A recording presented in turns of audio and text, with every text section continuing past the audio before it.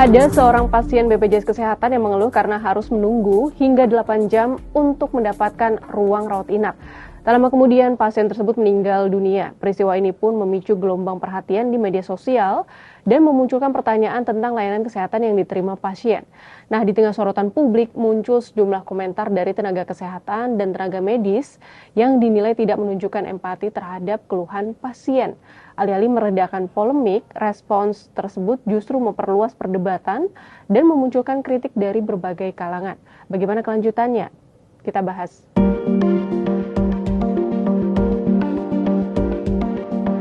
Konsil Kesehatan Indonesia Kamis 6 Agustus 2026 mengidentifikasi 10 tenaga kesehatan dan tenaga medis yang diduga menghina pasien melalui media sosial. Mereka berasal dari berbagai profesi, terdiri atas 3 dokter, 1 dokter gigi serta sejumlah perawat dan tenaga kesehatan lainnya. RSUP Dr. Sarjito Yogyakarta dan RSUD Soekarjo Tasikmalaya menyatakan tenaga kesehatan yang terlibat telah dinonaktifkan. Sementara itu, Konsil Kesehatan Indonesia menegaskan pentingnya menjaga empati dan profesionalisme tenaga kesehatan. Tersebut merupakan dokter peserta didik dari FKKMK UGM dan RSUP Dr. Sarjito. Jadi ini murni peserta didik yang melakukan mengunggah di media sosial secara personal. Yang bersangkutan nanti akan kita proses di dalam pendidikan bermartabat, ya, terkait dengan apa yang telah dilakukannya. Kemudian mulai hari ini yang bersangkutan sudah dinonaktifkan untuk mengikuti proses-proses yang terkait dengan pendidikan bermartabat. Datang menghadap pada atasan langsung, kemudian sudah dilakukan pemeriksaan dan dibuatkan berita acara pemeriksaan oleh atasan langsung, dan informasi terakhir bahwa hari ini yang bersangkutan mengajukan surat pengunduran diri.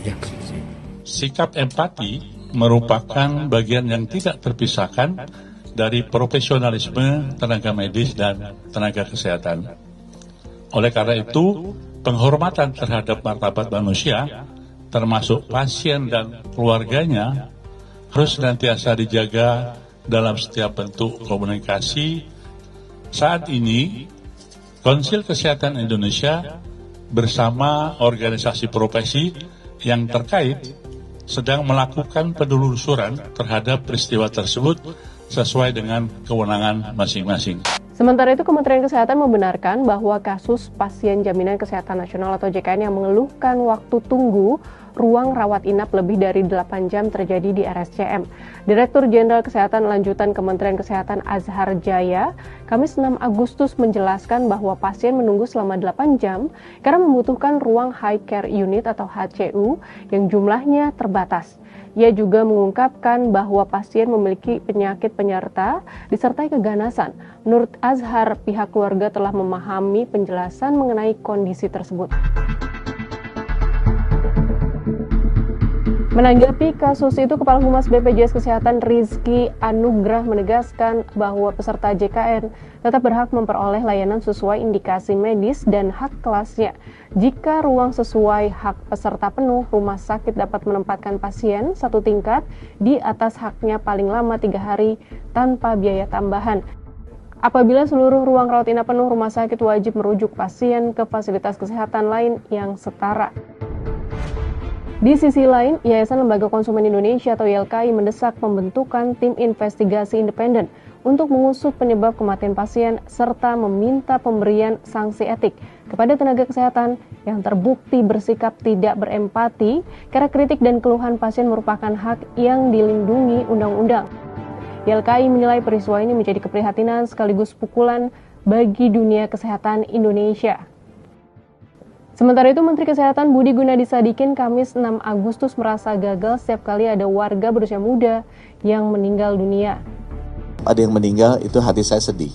Apalagi kalau meninggalnya muda. Saya merasa saya sebagai Menkes tuh gagal, kok teman-teman kita tuh ada yang meninggal muda. Jadi harusnya memang kita usahakan memberikan layanan terbaik lah, agar mereka bisa usianya lanjut sampai ke 76.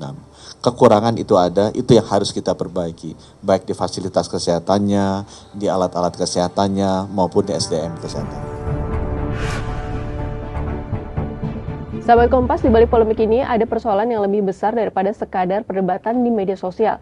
Kasus ini kembali mengingatkan bahwa pelayanan kesehatan tidak hanya diukur dari ketersediaan fasilitas dan kecepatan penanganan, tetapi juga dari cara setiap pasien diperlakukan dengan empati dan penghormatan terhadap martabat kemanusiaan.